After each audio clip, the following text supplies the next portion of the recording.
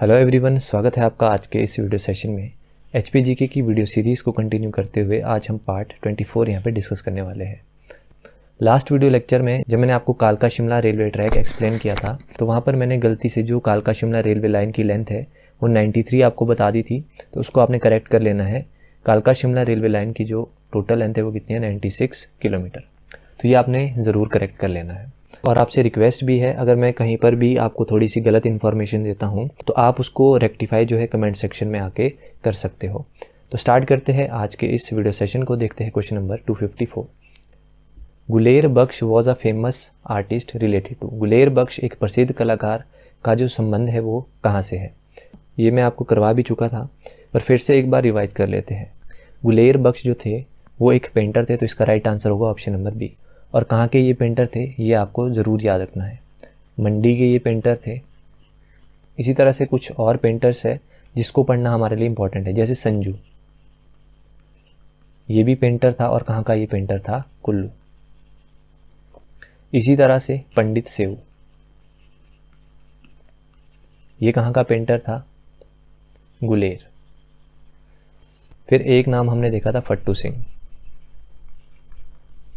ये कहाँ का पेंटर था, कांगड़ा का। और इसने जो है कांगड़ा पेंटिंग्स के लिए बहुत सारी पिक्चर्स भी बनाई थी।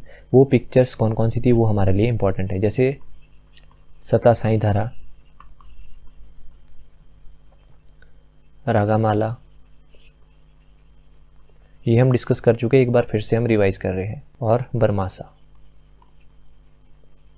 तो ये इन्होंने पिक्चर्स भी बनाई थी। ठीक है, तो ये सारे पॉइंट्स आपने याद रख लेने हैं।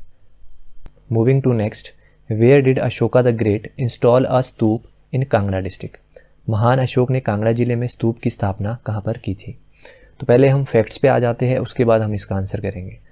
सबसे पहले अगर बात करें अर्लीस्ट रॉक इंस्क्रिप्शंस, ये हमें कहाँ पे मिले थे, इसको आप ज़रूर नोट कर लो। अर्लीस्ट रॉक इंस्क्रिप्शंस ये हमें कहाँ पे देखने को मिलते हैं, कांगड़ा में, पथियार एंड कनियारा। तो यहाँ पर हमें जो है अर्लीस्ट रॉक इंस्क्रिप्शंस देखने को मिले। और ये जो है इनकी स्क्रिप्ट क्या थी ये भी कई बार पूछ ली जाती है। तो किस स्क्रिप्ट में थे ये, ब्राह्मी। ये सबसे पहले तो आपने याद रखना है। इसी तरह से कांगड़ा की अगर बात करें तो हमारे को बुद्धिस्ट स्तूप्स भी वहाँ पर देखने को मिले, बुद्धिस्ट स्तूपास। तो ये हमारे को कहाँ पे देखने को मिले, चरी और चेतरू। ठीक है, तो अब आते हैं इस क्वेश्चन पे। यहाँ पे पूछा गया है कि अशोक के जो स्तूप है वो कहाँ पे हमें देखने को मिलते हैं। तो कहाँ पर देखने को मिले थे, चेरी और चेतरू। तो राइट आंसर है यहाँ पे ऑप्शन नंबर सी। इसी तरह से कुछ और चीज़ें हम पढ़ते हैं। 52 स्टोन एक्सिस हमें यहाँ पर देखने को मिले। और ये किसके द्वारा खोजे गए थे, ये नाम हमारे लिए इम्पोर्टेंट है, डॉक्टर G.C. महापात्रा। इनके द्वारा ये 52 स्टोन एक्सिस खोजे गए हैं। ठीक है, इसी तरह से अलमंड शेप स्टोन एक्सिस भी हमारे को देखने को मिलते हैं। अलमंड शेप स्टोन एक्सिस ये हमें कहाँ पे देखने को मिलते हैं, नंदरोल। ये सारे पॉइंट्स आपके लिए इंपॉर्टेंट है। अब कुछ एक ओडम्बरास के जो कॉइन्स है वो भी हमें कांगड़ा डिस्ट्रिक्ट में देखने को मिलते हैं। टोटल कितने कॉइन्स मिले थे, 360 कॉइन्स। किसके मिले थे, ओडम्बरास के। उसमें से 103 जो कॉइन है वो हमें कहाँ पे देखने को मिलते हैं, कांगड़ा के त्रिपाल में। क्लियर, ये आपने याद रखना है। और 4 कॉइन जो है हमें कुशान के देखने को मिलते हैं। और ये कहाँ पे देखने को मिलते हैं, हमें कनियारा। ये भी आपने नोट कर लेना है। इसी तरह से हमें 3 कॉइन जो थे वो कुनिंद के देखने को मिलते हैं। तो ये कहाँ पे हमें देखने को मिले, ज्वालामुखी। क्लियर, तो ये सारे जो पॉइंट्स है आपने नोट कर लेने हैं। नेक्स्ट क्वेश्चन है 256। विच stream flows by the Kangra fort. Kangra fort से होकर जो है कौन सी स्ट्रीम फ्लो करती है। तो इसका राइट आंसर है ऑप्शन नंबर बी, बाणगंगा। अब यहाँ पर कांगड़ा फोर्ट का जिक्र हो रहा है तो क्यों ना कांगड़ा फोर्ट की पूरी जो हिस्ट्री है उसके बारे में हम जानें, ताकि कोई भी कन्फ्यूजन आपको अपकमिंग एग्ज़ाम के लिए यहाँ से नहीं रहे। ठीक है, तो स्टार्ट करते हैं कांगड़ा फोर्ट की पुरानी हिस्ट्री से। अब उस तरह की हिस्ट्री हम यहाँ पे डिस्कस नहीं करेंगे कि किस किस ने इन्वेड किया, क्योंकि बहुत सारे जो लोग थे उन्होंने कांगड़ा फोर्ट को कैप्चर करने की कोशिश की, पर उनके जो एक्सपेडिशंस थे वो उतने सक्सेसफुल नहीं रहे। तो डायरेक्ट वहीं से ही स्टार्ट करेंगे जब किसी ने इस पर कब्जा किया। तो उस टाइम पर नगरकोट का जो किंग था हरिचंद सेकंड, इस राजा से हम इसकी हिस्ट्री यहाँ पे स्टार्ट करेंगे। जब हरिचंद सेकंड यहाँ पे राजा थे, उस टाइम पर मुगल में जो राजा रूल कर रहा था वो था जहांगीर। तो जहांगीर ने बहुत सारे लोगों को इस पर कब्जा करने के लिए भेजा था। तो आपने ये डेट याद रखनी है, 20 नवंबर 1620। 20 नवंबर 1620 को जहांगीर को एक अच्छी खबर सुनने को मिलती है कि जो नगरकोट कांगड़ा फोर्ट था उस पे जो है इनका कब्जा हो गया था। अब कांगड़ा फोर्ट पे जो कब्जा था वो किसका था? मुगल्स का। जैसे ही इस फोर्ट पे कब्जा होता है तो जहांगीर ने फर्स्ट किलेदार अपॉइंट किया। तो ये क्वेश्चन हमारे लिए इंपॉर्टेंट है, ये आपको याद रखना है कि मुगल का जो फर्स्ट किलेदार था वो किसे अपॉइंट किया गया था। तो ये नाम था नवाब अली खान। जहांगीर जो है नवाब अली खान को फर्स्ट किलेदार अपॉइंट करते हैं कांगड़ा फोर्ट का। क्लियर? इसके बाद मुगल्स में जो राजा आए शाहजहां, ये मैं आपको फैक्ट्स बता रहा हूँ। शाहजहां जब राजा बनते हैं उस टाइम पर जो किलेदार था उसका नाम कई बार पूछ लिया जाता है, तो उसका नाम था कोच कुली खान। तो शाहजहां के टाइम में जो किलेदार था उसका नाम क्या था? कोच कुली खान। अब कोच कुली खान जो थे इन्होंने 17 वर्ष तक जो है कांगड़ा फोर्ट में काम किया, उसके बाद इनकी डेथ हो जाती है। अब कोच कुली खान से जो क्वेश्चन बनता है कि जब इस किलेदार की मृत्यु हो जाती है तो इसका जो क्रिमिनेशन है वो कहाँ पर किया गया था? तो आपने याद रखना है मुन्नी रिवर के किनारे जो है इसका दाह संस्कार किया गया था। ठीक है, तो ये रिवर आपने ज़रूर याद रखनी है। और मुन्नी रिवर वही रिवर है जो बाण गंगा की ट्रिब्यूटरी है, ये भी आपने याद रखना है। इसके बाद 1740 की बात है। 1740 में लास्ट मुगल किलेदार बनते हैं नवाब सैफ अली खान। ये नाम बहुत इंपॉर्टेंट है। लास्ट मुगल किलेदार कौन थे? नवाब सैफ अली खान। इसके टाइम पीरियड की अगर हम बात करें तो 1740 में ये किलेदार बने थे कांगड़ा फोर्ट के, और कब तक रहे थे? 1783। 1783 में लास्ट में इनकी जाकर डेथ हो जाती है। तो किस तरह से इनके हाथ से कांगड़ा फोर्ट जाएगा उसको भी हम यहाँ पे पढ़ेंगे, पर अभी के लिए आपने बस इतना ही याद रखना है। अब थोड़ी सी सेंटर लेवल पे भी हिस्ट्री थोड़ी सी डिस्कस करते हैं।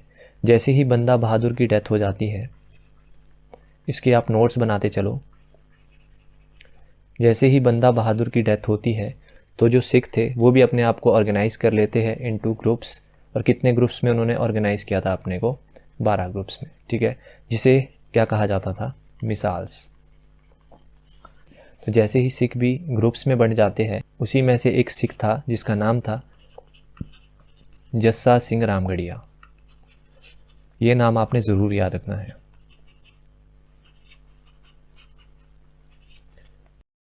क्योंकि मुगल्स भी उस टाइम पे डिक्लाइनिंग फेस में थे, उसी का फ़ायदा उठाता है जस्सा सिंह रामगढ़िया। जस्सा सिंह रामगढ़िया जो है हिल वाले रीजन की तरफ मूव करता है और सबसे पहले आकर हिल्स में 1770 में किसको हराता है? राजा घमंडचंद।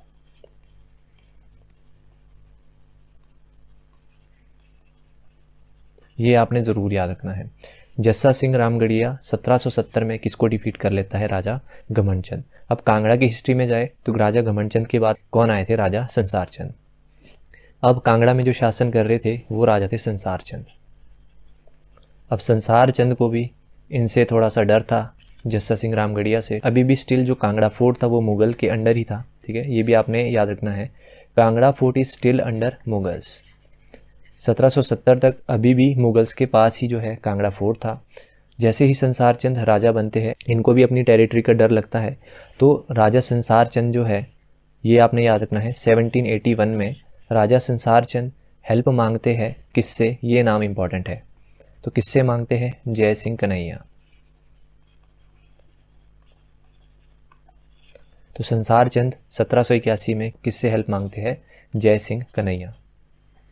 अब 1783 में एक साइड पे जो मुगल किलेदार था जिसका नाम था नवाब सैफ अली खान, वो भी बूढ़ा हो रहा था। ठीक है, तो 1783 में जो जय सिंह कन्हैया है,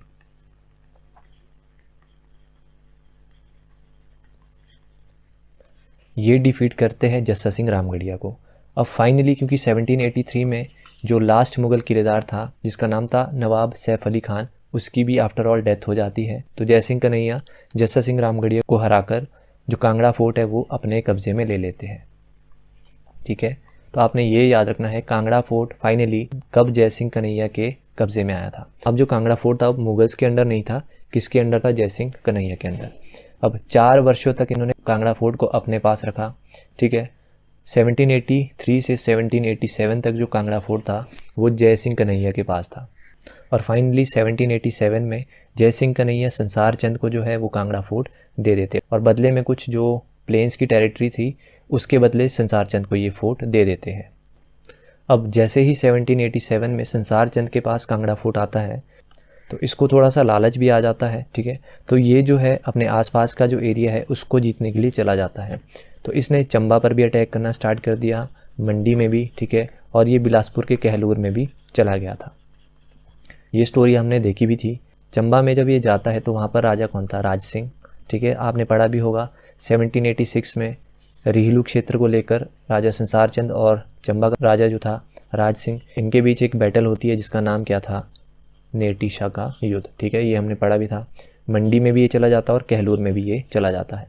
अब संसार चंद का पतन किस तरह से होता है? क्योंकि संसार चंद जो था वो कहलूर पे भी अटैक करता है और कहलूर में उस टाइम पर राजा कौन था? महान चंद। ठीक है, अब महान चंद जो है वो गुरखा को इनवाइट करता है और गुरखास में उस टाइम पर कौन लीड कर रहा था? अमर सिंह थापा।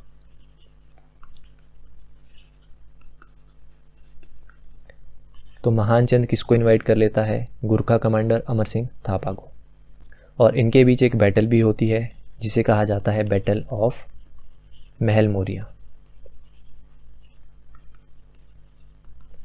ये आपने पढ़ रखा है। ठीक है, इसके बीच जो भी सिनेरियो होगा वो हमारे लिए इंपॉर्टेंट नहीं है। लास्ट में जो संसार चंद था वो अपने कज़न ब्रदर फतेह चंद, ये नाम इंपॉर्टेंट है, फतेह चंद जो कि संसार चंद का ब्रदर था, उसको ये सेंड कर लेता है रंजीत सिंह के पास।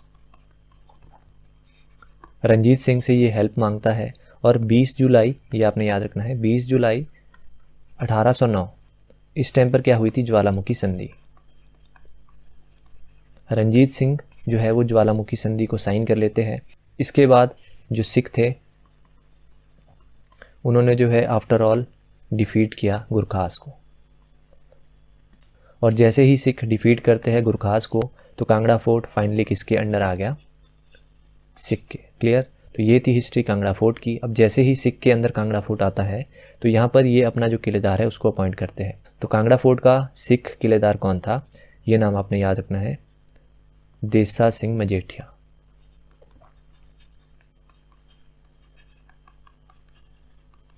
तो इस तरह से हिस्ट्री थी कांगड़ा फोर्ट की। उम्मीद करता हूँ आपको समझ आई होगी और सारे के सारे जो कॉन्सेप्ट्स है वो आपके यहाँ पे क्लियर हुए होंगे। नेक्स्ट है 257, which is the largest airport of Himachal Pradesh. Himachal Pradesh का सबसे बड़ा हवाई अड्डा कौन सा है? तो हिमाचल प्रदेश में मेन 3 एयरपोर्ट्स हमारे को देखने को मिलते हैं। कौन कौन से? एक तो है गग्गल, ये हमें देखने को मिलता है डिस्ट्रिक्ट कांगड़ा में। क्लियर? और हमें देखने को मिलता है भुंतर, ये है कुल्लू में। और थर्ड है जुब्बड़हट्टी, ये हमें देखने को मिलता है शिमला डिस्ट्रिक्ट में। ठीक है, सबसे बड़ा जो एयरपोर्ट है वो कौन सा है? गग्गल एयरपोर्ट, जो कांगड़ा डिस्ट्रिक्ट में है। और 2001 में गग्गल एयरपोर्ट का जो नाम है बदल के क्या कर दिया गया था? कांगड़ा एयरपोर्ट। तो इसका राइट आंसर होगा ऑप्शन नंबर बी।